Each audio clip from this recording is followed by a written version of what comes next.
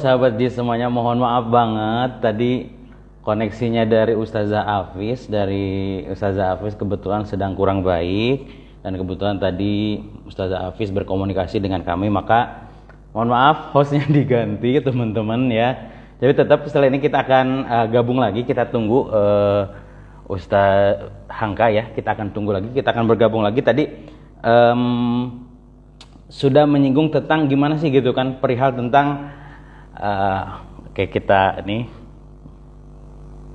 teman. Jadi tadi sinyal dari Ustazah Hafiz kurang baik tadi komunikasi dengan kami, maka kami langsung bertukar seperti itu karena mungkin sinyalnya di tempatnya Ustazah Hafiz kurang baik. Assalamualaikum Ustazah Hamka. Waalaikumsalam. Ganti host. Oh, Sinyalnya kurang bagus tadi. Opsional. Kita harus bisa Tadi kamu menyesuaikan jadi Bang. jadi tadi pas Ustazah Hafiz jadi nge-host itu komunikasian katanya, Ustadz aku kurang ini gimana, oke tunggu dulu kalau memang benar-benar kurang ini nanti aku langsung ganti deh gitu. Sorry banget Cepet tanggap ya. Terbaik. Ya enak karena artinya ada inilah belajar dari yang sebelumnya lah.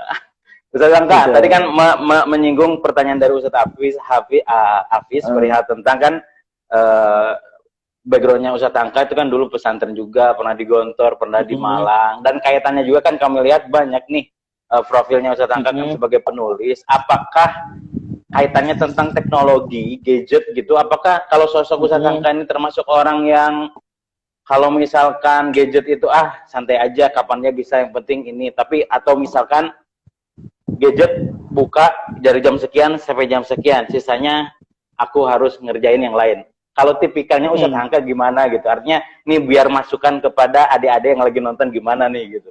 Untuk bisa mengatur dan memanage dengan teknologi ini. Oke, gini ya Kak Irfan ya. Ini manggil Kak Irfan aja ya.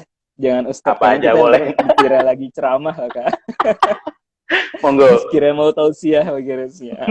Oke, adik-adik ya. Pertama yang harus kita camkan bahwasanya teknologi, media sosial itu adalah wadah bagi kita untuk mengeksplor diri ya, untuk mencari hal-hal yang positif ya, untuk memaksimalkan potensi yang ada dalam diri kita, untuk memaksimalkan relasi yang ada dalam jangkauan kita ya. Jadi harus kita camkan dalam diri kita pertama bahwasanya teknologi yang kita punya, medsos yang kita punya, kita komitmenkan untuk membawa kita ke arah yang baik, memberikan pengaruh yang baik bagi diri kita dan juga bagi lingkungan kita. Itu yang pertama ya. Kemudian setelah kita mempunyai komitmen yang seperti itu terhadap teknologi yang kita punyai ya, terhadap medsos yang kita miliki, maka hal selanjutnya yang kedua adalah kita harus sadar bahwasanya kadang manusia itu kalau tidak dibatasi atau tidak mempunyai yang namanya alarm, pengingat, ya itu biasanya akan kelewatan. Ya.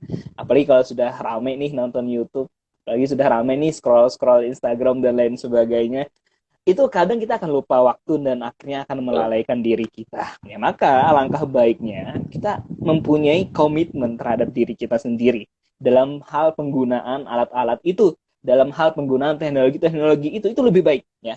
Karena kenapa? Karena kalau tanpa adanya komitmen dari diri kita sendiri, itu akan susah. Kita akan cenderung menganggap itu menjadi suatu hal yang biasa-biasa saja ketika kita menghabiskan waktu kita sepanjang hari di medsos dan juga teknologi itu. Padahal banyak hal yang bisa kita lakukan. Ya, maka ya solusinya bagaimana? Ya, beri jeda dan berikan yang namanya outline ya, draft kapan aja sih, kerangka kapan aja sih kita boleh untuk membuka medsos kita, boleh membuka HP kita ya, tentu dengan batasan-batasan waktu yang seperti itu akan lebih mempunyai pengaruh yang bagus ya. Kita selain bisa untuk memberikan kepada diri kita pengajaran bagaimana caranya manajemen waktu, kita juga akan lebih bisa memaksimalkan potensi yang kita miliki. Kita akan bisa memaksimalkan potensi diri, kemudian juga kita bisa memaksimalkan potensi teknologi yang ada ya. Hal yang paling bagus itu sebenarnya ausatuha ya, khairul umur ausatuha Kak Irfan ya. Sebaik-baik umur itu adalah yang pertengahan, sewajarnya ya. Betul. Teknologi boleh, media sosial boleh. Yang paling penting kita tahu batasannya. Yang paling penting adalah sewajarnya saja. Dalam hal apa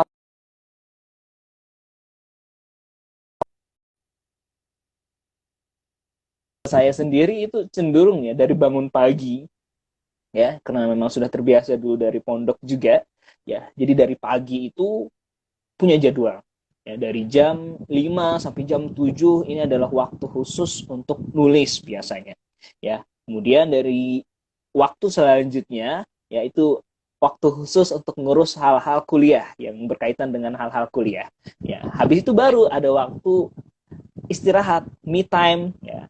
Kakak biasanya Oke. ngisi dengan nonton-nonton film, nonton Netflix, itu nggak masalah, nggak apa-apa untuk refreshing diri, untuk refreshing otak kita, biar nggak jenuh. Jadi nggak masalah, ada Netflix, ada YouTube, ada Instagram, itu dimaksimalkan untuk hal-hal yang positif, ya, untuk memberikan pengaruh-pengaruh yang bermanfaat bagi diri kita dan juga bagi lingkungan kita. Jadi seperti itu, Kak Irfan. Oke. Jadi gitu adik-adik ya. Jadi apa yang tadi disampaikan Kak Hangka ini artinya dengan perkembangan teknologi, it's fine, boleh-boleh aja gitu. Tapi tadi kuncinya tuh, adik-adik teman-teman semuanya, ausatuha. Jadi pertengahannya aja atau sewajarnya aja. Jangan terlalu berlebihan gitu ya, Kak Hangka. Betul. Nah ini juga Kak Hangka, kaitan tentang ini kan. Itu kurang bagus. Betul, betul, setuju. Kak Hangka, ini jadi teman-teman semuanya, sebelum kita lanjut ke pertanyaan selanjutnya, kita sapa-sapa dulu ya. Ini selamat malam, ada Kak Yasmin, hai, ada juga Lifatunisa Asifa, ada Iqbal, ada Talitam, ada Ibrahim bersaudara, ada Novia, ada Zakia, ada Zakiut, Zakiut, nah, nulisannya pakai KYUT, tapi kan kalau dibaca kayak cute. Cute. Zakiut, hai, gitu kan. Iya. Ada Tristanto, ada Khairul Hafidin, ada Novira, ada Fajar, ada MSTHF underscore, ada Lutfi Ramuri, ada Farid, ada Fitriani, ada Ma Hafiz, dan seterusnya. Welcome to our IJ Live. Jadi bagi teman-teman, sekarang kita coba bikin lebih dinamis. Bagi teman-teman yang ingin bertanya, boleh lewat kolom komentar atau kolom komen, atau yang mau join langsung boleh. Ya, tapi ditulis di kolom komentar, yang mau join, aku mau join, silahkan. Tapi hanya untuk satu pertanyaan ya, boleh. Jadi nanti IG live-nya bertiga sama yang satu pertanyaan. Jadi pertanyaannya teman-teman langsung tanyakan ke Kak Hangka langsung ya, silahkan. Kayaknya kita ini dulu nih, ada pertanyaan nih. Waalaikumsalam Kak Yasmin. Nah, ada pertanyaan dari Novisri. Assalamualaikum, saya kira Bang Hangka ini penulis aja. Masya Allah, ternyata Pak Ustadz, Anda bijak. Ini mah temennya Pak, temennya Hangka ini mah. Ada dari Yasmin. Assalamualaikum Ustadz Hangka, katanya tuh dari Yasmin. Waalaikumsalam warahmatullahi wabarakatuh. Oke, karena belum ada lagi pertanyaan, gini, Kak Hangka, pertanyaan selanjutnya, gimana nih tips dong bagi adik-adik ataupun para wali santri yang hadir di sini untuk meyakinkan bahwasanya masuk ke pondok tuh bukan langkah yang salah, bahkan justru itu langkah yang tepat. Gimana sih secara biar tetap gitu yakin bahwasanya pesantren adalah langkah yang tepat untuk masa depan anak? Gimana tuh menurut antum? Oke, Kak. Sebenarnya ya Kak ya, satu hal yang perlu kita jelaskan terlebih dahulu kepada wali santri, ya, kepada calon wali santri, bahwasanya ibu, bapak, hal-hal yang mengatakan bahwasanya pesantren itu tertinggal, kolot, ya, hanya menghadirkan atau hanya menghidangkan hal-hal yang berbau keislaman aja, sehingga ketika orang itu masuk pesantren pasti akan tertinggal dalam urusan dunia, ya, itu adalah salah, ya. Pondok-pondok pesantren saat ini itu sudah berkembang mengiringi zaman, ya. Pondok-pondok pesantren saat ini, ya, entah yang modelnya modern atau yang modelnya klasik, ya, saya kira saat ini semuanya sudah memperhatikan, ya, bagaimana memaksimalkan dan juga memanfaatkan, bagaimana mendayagunakan potensi-potensi yang dimiliki oleh santri. Ya, salah satunya tentu potensi-potensi yang diperhatikan itu bukan cuman sekedar hal-hal yang berbau dengan agama Islam saja, ya, tapi juga memberikan dukungan-dukungan moral, dukungan-dukungan intelektual kepada teman-teman, kepada urusan-urusan duniawi, dalam artian bagaimana kemajuan mereka di bidang sains, dalam artian bagaimana kemajuan mereka di bidang bahasa, di bidang linguistik. Itu pesantren sudah sangat-sangat memperhatikan hal itu. Ya, jadi bagi para wali santri dan juga bagi para calon wali santri, jangan takut. Nanti bagaimana ya kalau anak saya masuk pesantren, jangan-jangan nggak bisa masuk kuliah, jangan-jangan nggak bisa kuliah ke Eropa, jangan-jangan nggak bisa kuliah ke Timur Tengah dan lain sebagainya.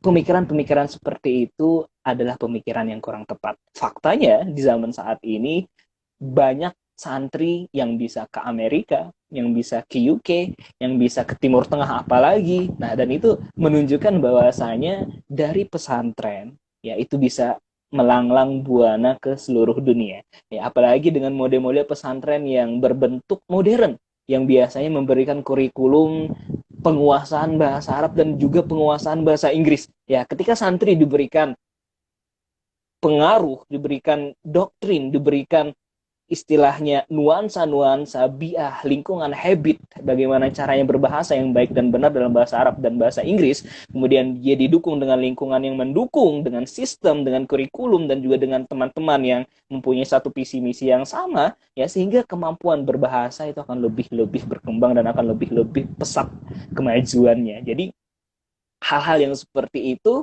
ya jangan sampai menjadi halangan. Oh enggak, anak saya nggak usah masuk pesantren, ntar jadinya kolot, ya ntar cuman bisa sarungan aja, ya ntar cuman bisa apa sih istilahnya ngurus, atau istilahnya cuman jadi guru ngaji aja. Enggak, ya, saat ini santri bisa jadi apapun, ya, santri bisa jadi apapun, dan luar biasanya jadi apapun tapi tetap dengan jiwa santri. Jadi dokter yang jiwa santri, ya, jadi pengusaha yang jiwa santri, jadi diplomat yang jiwa santri, dan jadi apapun itu dengan jiwa santri. Ya, makanya sangat-sangat penting dan juga sangat-sangat bagus untuk kita camkan dalam diri bahwasanya anak pesantren juga nggak kalah potensinya dengan anak-anak dari luar atau dari Wow. sekolah luar. Seperti itu, Kak Irfan. Setuju banget, Kak Angka. Setuju banget karena kebetulan di lembaga kami juga di Ponpes Modern ZIS itu kebetulan yang akan kami unggulkan di sini tuh bahasanya, Kak.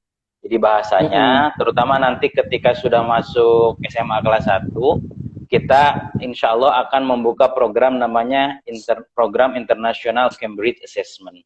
Artinya supaya apa? Supaya nanti anak-anak yang ingin melanjutkan studinya ke luar negeri itu dengan adanya program International Cambridge Assessment, jadi mereka nanti nggak perlu lagi ikut matrikulasi gitu loh di universitas tujuan. Jadi memang ZIS sudah insya Allah akan memfasilitasi itu bagi adik-adik semua, sehingga yang apa yang menjadi judul kita malam hari ini gitu kan, santri menembus batas, mau kuliah di Eropa, mau kuliah di Rusia, di Amerika akan terjawab gitu. Buktinya kok yang nggak ada, artinya ya santri itu kreatifnya yang dulu misalkan bisa jadi sekolahnya nggak ada International Cambridge Assessment-nya, tapi mereka masih bisa mencari jalan lain gitu loh, Kak Angka ya. Buktinya banyak kok mungkin ya teman-teman yang sudah sekarang di Jepang gitu ya, mungkin yang sekarang di Rusia kayak gitu, kesananya nggak pakai itu, tapi dengan nggak pakai itu aja bisa ke sana, apalagi gitu kan kalau misalkan lembaganya menyediakan International Cambridge Assessment kayak gitu. Insya Allah ini salah bisa satu bukti lebih ya, Kak Irfan. Gimana? Salah satu bukti ya, Kak Irfan, ya, saat ini dalam LPDP pun di Kemendikbud yang saya tahu itu ada jalur khusus untuk para santri. Nah, LPDP khusus para santri itu juga sudah disediakan. Nah, itu berarti dari pemerintah sendiri itu memberikan apa ya istilahnya, memberikan pandangan dan juga memberikan harapan yang sangat besar terhadap pesantren dan juga para santri. Ya, maka kita sebagai santri atau pelajar-pelajar yang mempunyai latar belakang atau background santri itu jangan takut, oh anak pesantren nggak diperhatikan sama pemerintah, anak pesantren nggak terlalu dipentingkan oleh pemerintah. Enggak, ya, saat ini pesantren dan juga para santri itu sudah menjadi, bahkan sudah menjadi prioritas juga, salah satu prioritas bagi pemerintah kita sendiri. Jadi sangat-sangat terbuka lebar ya kesempatan dan juga wadah bagi kita untuk memberikan yang namanya sumbangsih dan juga memberikan dan juga memperluas potensi yang kita miliki, Kak Irfan. Wow, keren ya. So, bagi teman-teman, adik-adik calon wali santri yang bergabung, jangan ragu lagi bahwasanya pesantren memang salah satu lembaga yang bisa menjadi jawaban lah bagi tantangan zaman yang kita hadapi sekarang. Ini ada pertanyaan nih Kak Angga dari Novira Mashkur. Assalamualaikum Ustadz Hangka, gimana sih meyakinkan orang untuk betah menimba ilmu di pesantren? Karena adik saya udah 3 tahun nih di pesantren katanya, tapi gak ingin nyambung di jenjang SMA-nya. Terus gimana biar bisa pesantren lagi? Ada tips gak tuh katanya? Monggo. Tentunya ya, kalau masalah supaya betah itu, kalau saya sendiri melihat itu harus melibatkan orang tua dan juga anaknya sendiri, komitmen dari anaknya sendiri ya. Kadang seperti ini Kak Irfan ya, ada anak yang sudah mempunyai komitmen tapi orang tuanya kurang legowo untuk melepaskan anaknya, itu bisa jadi salah satu faktor yang menyebabkan anak kurang betah ya. Ada yang orang tuanya pengen banget nih si anak selesai, pengen banget nih anak mondok terus, tapi ternyata si anak sendiri yang menjalani itu kurang seret. Itu juga akan menjadi penyebab anak nggak betah. Maka yang paling tepat dilakukan oleh orang tua dan siapapun yang menjadi wali dari si santri itu di langkah awal ya, harus ada komunikasi terlebih dahulu, pendekatan secara persuasif. Apakah si anak ini sudah mempunyai kecocokan dengan pondoknya ya, apakah si anak ini sudah mempunyai pandangan yang sama dengan orang tuanya ya. Ini yang kadang nggak dilakukan oleh orang tua ya. Orang tua tiba-tiba langsung semaunya memasukkan anak ke pondok tanpa memberikan ruang atau tanpa memberikan fase di mana ada komunikasi antara dua anak. Komunikasinya dua arah loh ya. Gak cuman dari orang tua harus mendoktrin atau harus mengarahkan, mendikte langkah si anak. Kamu harus kayak gini, itu salah dalam hal komunikasi antara orang tua dan anak. Harus kita libatkan anak. Orang tua tentu tahu bagaimana potensi anak. Maka dilihat potensinya harus dikembangkan di bidang yang mana, harus dikembangkan dengan pola asuh yang seperti apa. Ketika orang tua mampu memberikan pandangan dan juga mampu secara leluasa mengontrol dan juga mengembangkan kemauan dan juga potensi anak, keinginan anak, itu akan lebih gampang ya. Kemudian ya ketika sudah ditemukan titik terangnya, oh ternyata si anak inginnya seperti ini, oh ternyata orang tua inginnya seperti ini ya, maka di sana akan timbul jalan tengah. Maka kita sebagai orang tua dan anak-anak didik kita atau santri-santri kita di sana akan mulai memikirkan jalan yang terbaik atau solusi yang terbaik bagi permasalahan-permasalahan itu ya. Dan kadang juga ya, kalau tips kakak ya sendiri ya Kak Irfan ya, saya sendiri berkaitan dengan bagaimana sih caranya supaya betah di pondok ya. Pertama itu harus sering-sering berbaur ya dengan teman-teman yang ada di pondok ya. Jangan selalu diam, pasif. Dan orang tuanya juga jangan sampai istilahnya nggak tegaan ya. Ketika anak mondok itu yang paling harus lebih kuat mentalnya itu adalah orang tuanya ya. Kadang kayak gini, ada orang tuanya yang kangen anak, baru 2 hari 3 hari pisah nelpon ke pondok, baru seminggu pisah datangin ke pondok. Hal-hal seperti itu bukan malah menjadikan si anak akan mandiri, akan senang, enggak, tapi malah akan menjadikan si anak manja ya, akan menjadikan si anak malah merasa, wah aku pengen pengen dijenguk terus sama orang tua tiap minggunya. Jangan juga seperti itu ya. Jadi yang pertama, orang tuanya harus lebih tega ya, dalam artian harus kuat mentalnya ya, harus berani melepas anaknya, biarkan anak mandiri, biarkan anak berkembang, biarkan anak menjalani prosesnya ya. Ya, ada batasannya kapan orang tua harus masuk, ada batasannya kita membiarkan anak kita untuk berkembang, untuk menyelesaikan masalah-masalahnya sendiri. Ya, kadang ya, biasanya yang bikin anak gak betah itu apa? Ada masalah. Mm-mm. Ada hal yang nggak berjalan dengan baik. Mm. Contohnya, pakaian hilang, sepatu Oke. digosok, sendal baru beli hilang, dan lain sebagainya. Ya, nggak bisa nyuci, nggak bisa Mm. ikut pelajaran, dan lain sebagainya. Nah, kadang hal-hal itu yang menjadikan anak gak betah. Ya. Ketika kita ingin mencari bagaimana caranya supaya anak betah, kita harus tahu dulu hal-hal apa aja yang membuat anak itu gak betah. Ketika kita sudah tahu hal-hal yang membuat anak itu gak betah, baru kita cari solusinya.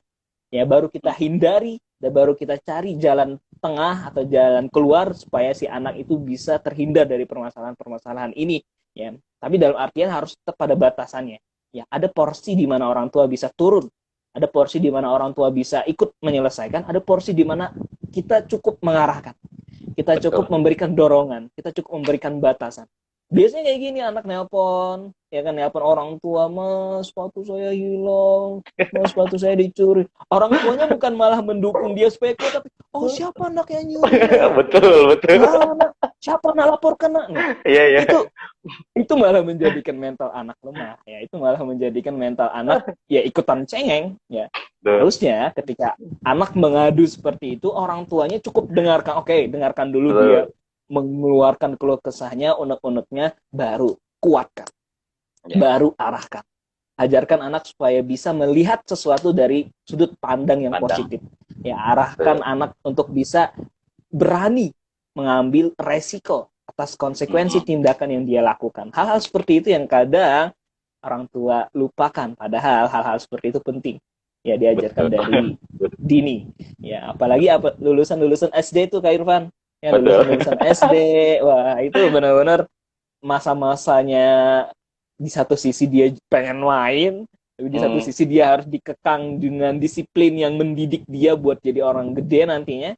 Ya, tapi itulah dilema dan juga sesuatu yang harus betul-betul kita cari jalan keluar. Seperti itu. Berarti kata kuncinya ya Kang Angga, kata kuncinya wali santri ketika dia sudah berniat memasukkan si putra putrinya ke pesantren tuh dia harus percaya dulu ke pihak pesantrennya ya. Artinya betul. Jadi ketika anak itu ada masalah, betul aku setuju banget, ada porsi di mana wali santri jangan terlalu dalam ngurusin. Karena kalau terlalu dalam ngurusin juga terkadang jadi apa ya? Jadi malah berabe gitu loh, betul. Intervensi ya? Di dalamnya. Bener. Berikan, betul tuh aku setuju, berikan ruang bagi anak-anak untuk bisa mencari solusi. Berarti kan kalau begitu si wali santrinya harus berposisi hanya sekedar memberikan arahan dan cukup motivasi gitu ya. Biar nanti solusinya diambil dari anaknya sendiri. Itu kan kalau menurut aku secara pribadi itu mungkin di situ yang disebut dengan proses pendewasaan ya.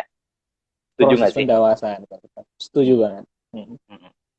Makanya nih ada yang komen gini katanya, ya deh ntar insya Allah kalau aku punya anak aku masukin ke pesantren Ustadz katanya. Amin Allahumma amin. Masukin karena memang fondasi ya? Iya masukin ke ZIS.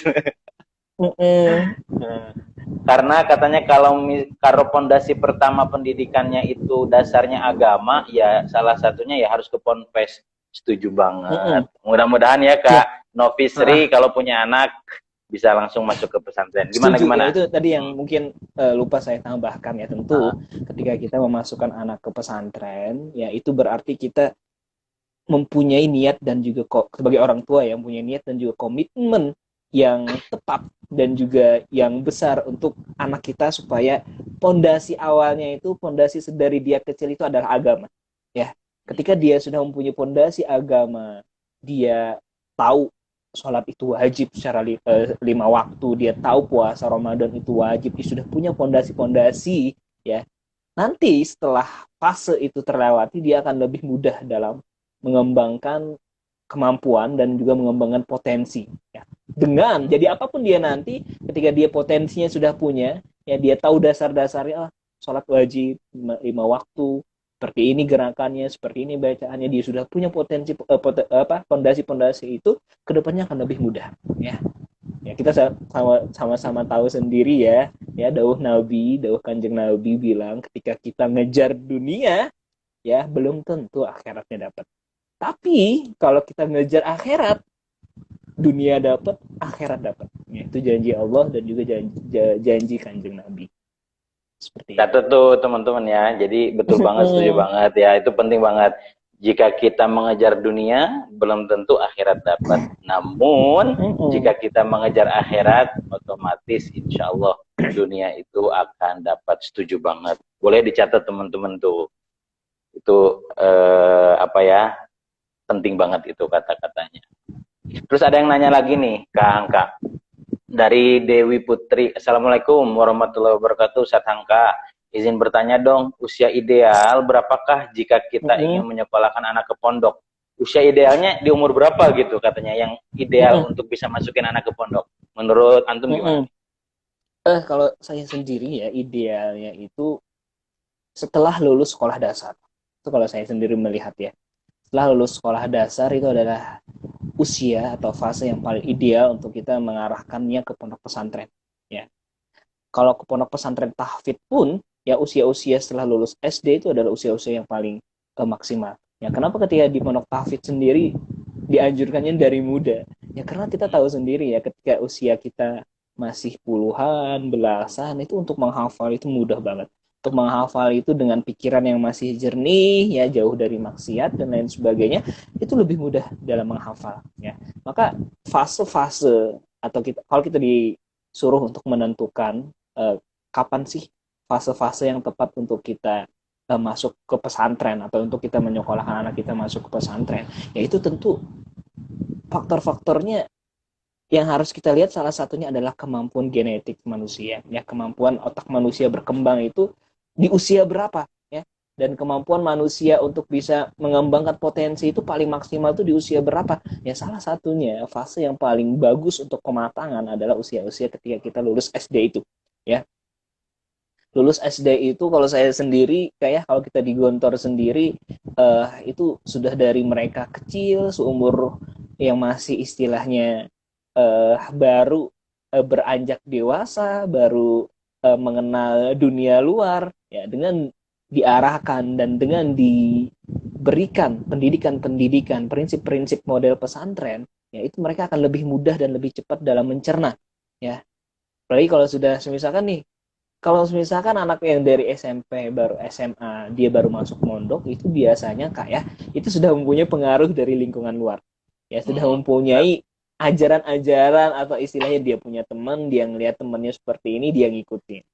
Itu biasanya yang baru SMP atau SMA baru mondok itu biasanya seperti itu, akan ada tantangan lebih. Tapi beda ketika dia baru masuk pesantren, ketika sudah masih usia SD, itu lebih mudah Kak Irfan dalam kita memberikan doktrin dan juga memberikan arahan pengajaran atau memberikan bagaimana pondasi di awal itu memang lebih pas di usia-usia yang seperti itu ya. Tapi ya bukan berarti usia-usia anak SMA atau anak-anak kuliah itu nggak boleh masuk pesantren, enggak ya. Kita dulu kayak di Gontor sendiri itu banyak banget punya teman yang dia udah nikah, udah S2 bahkan. Ada yang dia udah umurnya 40 tahun, itu masuk pondok lagi banyak ya. Dan itu berarti bahwasanya untuk belajar itu nggak pernah ada kata terlambat ya.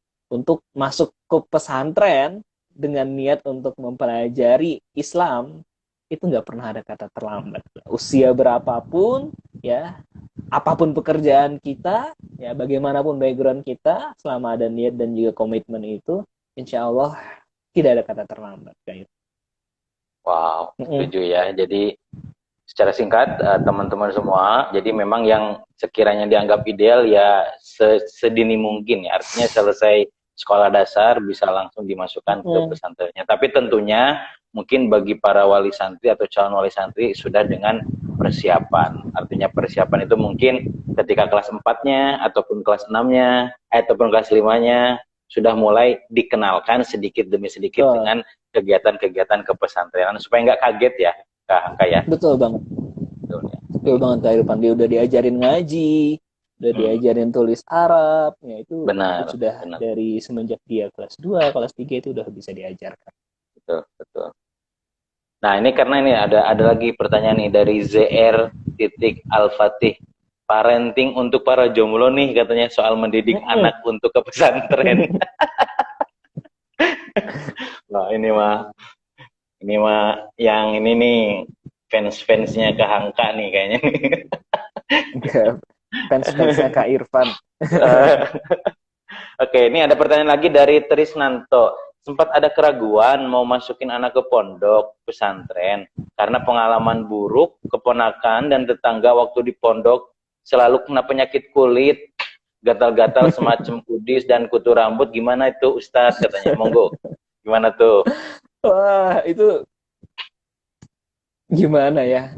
Kalau hal-hal seperti kudis atau gatel-gatel ya itu bagi anak pondok adalah hal-hal yang katakanlah lumrah untuk dirasakan dan ditemui ya.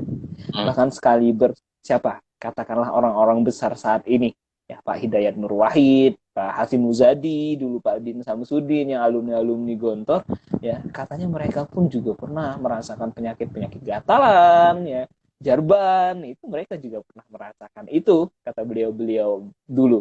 Itu berarti bahwasanya memang hal-hal seperti itu adalah hal yang lumrah dan bukan menjadi suatu penghambat ya, tapi bisa dihindari dan bisa dicegah ya, itu dengan menanamkan kepada anak-anak kita untuk hidup secara bersih ya, dari hal yang terkecil ya, dari dia bangun tidur, dari bagaimana dia ngatur kamarnya, dari bagaimana dia ngatur pakaian-pakaian kotornya, dari dia menaruh handuknya bagaimana, dari dia menyusun lemarinya bagaimana, itu sudah kita berikan arahan.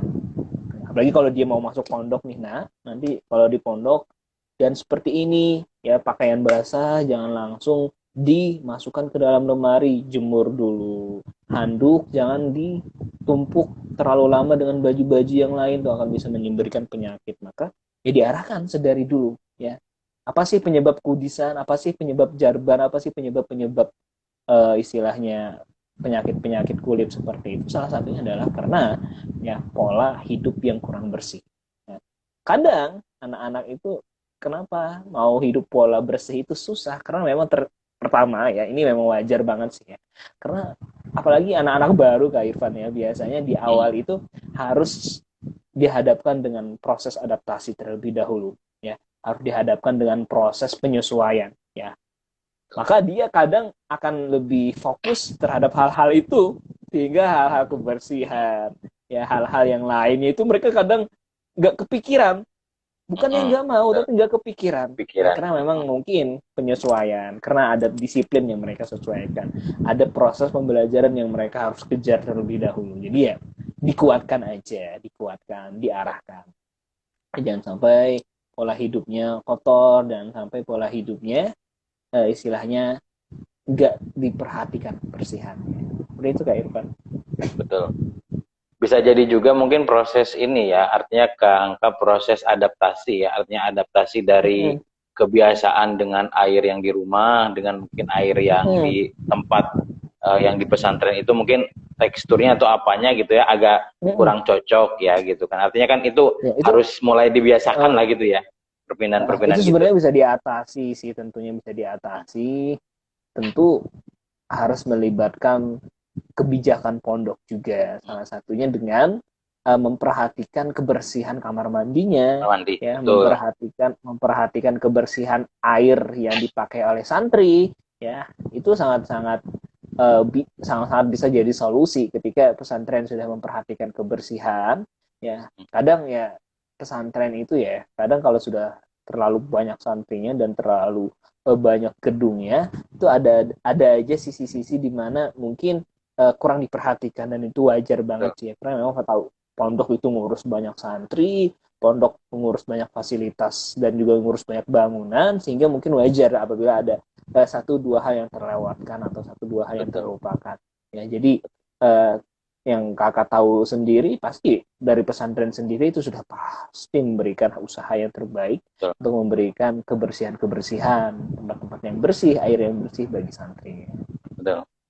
Kebetulan juga Kak Hangka kalau di ZIS itu yang memang hal paling terkecil harus utama diperhatikan, terutama kamar mandi ya. Karena artinya kita berprinsip seperti ini, kalau hal kecil sudah diperhatikan, otomatis yang lainnya juga pasti akan terperhatikan gitu ya.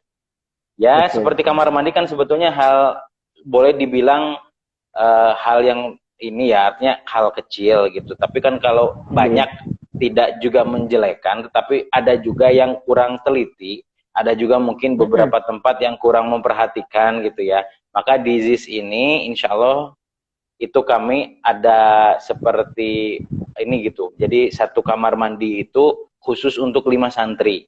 Jadi nanti yang bertugas, yang bertanggung jawab atas kebersihannya ya 5 orang itu gitu. Sehingga nanti kan mereka merasa mempunyai dan memiliki kamar mandi itu. Jadi nggak diobral umum gitu loh Kak Hangka, nggak diobral umum.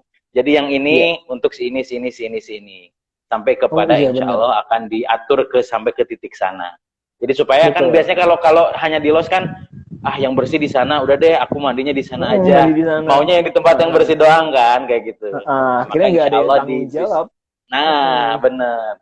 Maka insya Allah di ZIS ini kita akan mencoba menerapkan itu satu kamar mandi untuk 5 anak. Jadi 5 anak ya mau bersih mau kotor ya 5 anak itu mau nggak mau harus punya tanggung jawab dengan kamar mandinya sendiri-sendiri. Itu juga sebagai salah satu bentuk ini sih, artinya ya bentuk apa ya pelatihan juga bagi anak-anak dengan rasa tanggung jawab mereka sendiri-sendiri gitu Kak Hangka. Betul, betul Kak. Tuh. Ini nggak kerasa kita udah hampir 1 jam loh. Udah 1 jam kita ngobrol tadi dari mulai Ustazah Hafiz, ada sinyalnya kurang mendukung, langsung cepat diganti. Nah mungkin untuk di akhir ini Kak Hangka ada nggak sih closing statement dari Kak Hangka kaitan tentang dunia kepesantrenan, artinya untuk meyakinkan lagi kepada adik-adik santri dan para calon wali santri yang akan memasukkan putra-putrinya ke pesantren, bahwasanya santri juga bisa kok berprestasi menembus batas, artinya hal-hal yang tidak terpikirkan oleh orang bisa loh santri raih gitu. Ada nggak sih closing statement untuk netizen ataupun teman-teman yang sudah hadir di IG Live malam hari ini? Silakan Kak Hangka. Ya, oke. Mungkin ini ya Kak ya. Pertama, Kak Hangka sendiri saat ini sedang menempuh studi S2 di UGM ya, di jurusan sastra. Ya, setelah S1-nya dulu di Al-Azhar University ya. Dalam artian seperti ini ya. Santri ya, lulusan pesantren ya, untuk saat ini itu sangat-sangat mempunyai kesempatan yang besar untuk nanti bersaing di PTN-PTN negeri. Ya, kalau memang nanti orang tuanya berpikiran bahwasanya bisa nggak sih anak-anak pesantren kita masuk ke UGM, bisa nggak sih santri-santri kita masuk ke ITB, ke UI.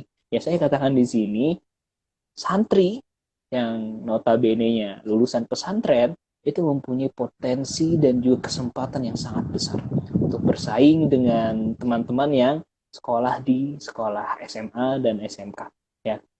Itu yang pertama ya. Kemudian yang kedua ya, penting untuk diketahui oleh wali santri ya, bahwasanya pesantren itu pertama tadi yang seperti kita katakan, bahwasanya benar-benar yang diperhatikan di poin utamanya atau poin awalnya adalah bagaimana meletakkan fondasi agama. Fondasi agama. Bentuk dulu karakternya. Bentuk dulu prinsip-prinsip yang dia punya. Bentuk dulu adab dan juga akhlaknya dengan akhlak yang islami, dengan akhlak yang qur'ani. Ya, ketika mereka sudah mempunyai akhlak dan juga adab yang seperti itu, maka untuk mengembangkan potensi dia, untuk menjadikan dia menjadi apa, untuk memberikan dia arahan untuk jadi ini, jadi itu, dan lain sebagainya, itu akan lebih mudah. Karena dia sudah mempunyai fondasi yang benar. Itu yang pertama. Itu yang kedua. Ya, kemudian yang terakhir, ya bahwasanya pesantren itu adalah lembaga pendidikan Islam yang tentu ada yang namanya pola asrama di dalamnya. Ya, ada pola di mana ada kiainya, ada gurunya yang secara penuh 24 jam memperhatikan perkembangan anak-anak didiknya atau santri-santrinya. Ya, santri-santri ini ketika di pesantren itu mempunyai teman-teman yang satu visi dan misi. Ya, ketika ada misalkan pengembangan bahasa Arab, pengembangan bahasa Inggris, atau istilahnya pelajaran Islam, itu mereka didampingi guru dan juga mempunyai teman-teman yang mempunyai tujuan yang sama, sehingga habitnya atau lingkungannya itu sangat-sangat mendukung untuk yang ada di pesantren ya. Dan tentu kalau di ZIS sendiri kayak ya tentu memperhatikan fasilitas, tentu memperhatikan potensi guru-gurunya, dan juga tentu memperhatikan bagaimana nanti si anak ini bukan cuman sukses dalam proses pembelajarannya ketika di ZIS, tapi memperhatikan bagaimana si anak nanti mampu berkembang di masyarakat, mampu menjadi seseorang di masyarakat ya. Tentu pesantren mempunyai pemikiran bahwasanya bagaimana santri mampu melakukan sesuatu dan ditempatkan sebagai sesuatu. Ini penting ya. Pesantren itu mempunyai visi dan misi bagaimana santri mampu melakukan sesuatu dan ditempatkan sebagai sesuatu. Ya, karena santri mempunyai potensi yang sangat-sangat luar biasa besar sejak dari zaman kemerdekaan sampai saat ini. Santri masih mempunyai peran dan juga fungsi yang sangat-sangat dibutuhkan oleh masyarakat kita. Wow, Itu Kak Irfan, thank you banget. Statementnya. Kak Hangka, luar biasa banget ya teman-teman. Ada 3 hal tadi yang disampaikan oleh Kak Hangka. Bagi teman-teman yang baru gabung, boleh banget nanti insya Allah IG Live ini, video ini akan kami save di akun Instagram @zis.sch. Jadi nanti bagi teman-teman yang tertinggal informasi-informasi yang sekiranya penting untuk didapatkan bisa diulas kembali dan bisa ditonton kembali di akun Instagram kami. Terima kasih banget Kak Angga atas kesempatannya dan atas waktunya. Insya Allah jangan bosan-bosan kalau nanti kami siapa tahu anak-anak di ZIS punya agenda ingin bisa sebagai jurnalis, penulis kan. Mungkin bisa berkenan untuk untuk bisa berbagi tipsnya gitu. Jadi teman-teman ini Kak Angga ini kebetulan pada tahun 2020 pas kebetulan saya juga masih di Jakarta. Ketika itu pernah meraih penulis novel fiksi remaja ya, fiksi remaja Islamika ya. Fiksi kategori dewasa sih. Nah, fiksi kategori dewasa. Ketika itu nominasinya siapa aja tuh Kak Hangka? Yang disebutin ketika itu. Salah satunya. Itu waktu itu yang masuk 10 besar ada juga Kang Albik waktu itu sih ya. Oh, Kang Abik ya, oh Masya Allah. Novel Kembara Rindu waktu itu. Artinya ya, yang dapat itu berarti yang novel 1/4 itu ya? Atau yang... Iya. Yang 1/4 ya? Novel 1/4. Oke. Nah, jadi ini juga bukti bahwasanya teman-teman semuanya, para wali santri, calon wali santri, adik-adik yang gabung, bahwasanya santri itu bukan hanya berdakwahnya melalui mimbar ya. Contohnya yang ada di depan kita semua ini, panutan kita, Kak Hangka ini, beliau juga penulis yang produktif ya. Bagi mungkin yang belum tahu apa bukunya, boleh dikepoin di Instagramnya. Gitu kan, gimana sih Kak Hangka itu? Kalau mau tahu gimana Kak Hangka, baca bukunya. Jadi tahu gimana cara berpikirnya, apa yang ada dalam otaknya itu ada di bukunya gitu. Boleh banget dikepoin di Instagramnya ya teman-teman. Nah ini BTW kapan mau meluncurkan buku yang ketiga nih?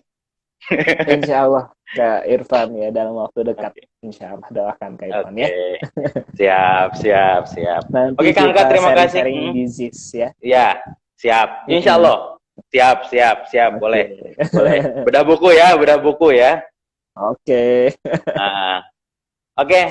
Thank you, syukron Kak Hangka atas waktunya pada malam hari ini. Mudah-mudahan bisa memberikan informasi yang paripurna bagi teman-teman yang bergabung di IG Live ini. Syukron.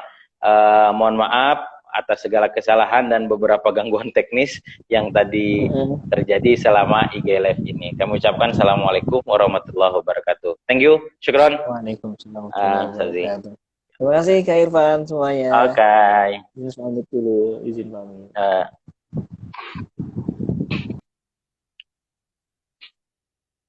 Oke teman-teman, itulah tadi live IG kedua kita ya, ngobrol seputar pesantren. Nah, bagi teman-teman jangan lupa terus stay tune ya, karena nanti beberapa minggu ke depan ada guest star, ada guest speaker. Yang mana mungkin guest speaker ini merupakan pembicara yang sudah mempunyai kapasitas dan sudah kalau disebutkan nanti pasti wah masa sih ya gitu ya. Nanti insya Allah ZIS akan menghadirkan beliau di IG Live. Maka siapa sih pembicaranya gitu kan? Nanti untuk beberapa minggu ke depan, terutama mendekati hari-hari Ramadan ya, karena Ramadan kita semakin mendekat, nanti akan kita undang salah satu influencer milenial. Beliau sangat vokal sekali, beliau juga sering ngisi di berbagai macam kegiatan di televisi, pernah ngisi juga sebagai narasumber di ILC TV One. Siapakah beliau? Makanya tunggu saja informasinya di akun ZIS Terakhir kami ucapkan kepada teman-teman dan seluruh calon wali santri yang sudah bergabung bahwasanya pendaftaran di Pondok Pesantren Modern ZIS masih terbuka. Ya, request Ustadz by Zoom meeting boleh, silahkan DM saja ke akun ini. Misalkan mau ke sekolah mana, nanti insya Allah admin kami akan menindaklanjuti. Usul boleh, memberikan usul di Zoom mau kita bahas apa dan sebagainya, insya Allah nanti akan coba kita tindak lanjuti ya usulan dari teman-teman semuanya.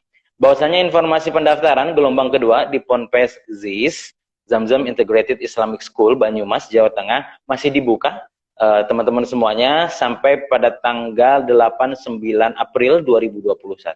So bagi teman-teman semuanya yang mungkin ada sanak familinya, adiknya, ataupun anaknya, putra-putrinya yang masih belum menentukan mau melanjutkan studi tingkat SMP dan SMA kemana, boleh banget bergabung bersama kami di Ponpes Modern ZIS Banyumas, Jawa Tengah. Akhir kata, atas nama tim Ponpes Modern ZIS mengucapkan terima kasih bagi teman-teman yang sudah bergabung pada malam hari ini. Mohon maaf atas segala kesalahan. Kita bertemu lagi di acara Ngopen selanjutnya, ngobrol seputar pesantren. Assalamualaikum warahmatullahi wabarakatuh. Salam untuk sahabat ZIS. Assalamualaikum warahmatullahi wabarakatuh. Dah semuanya. Thank you semuanya.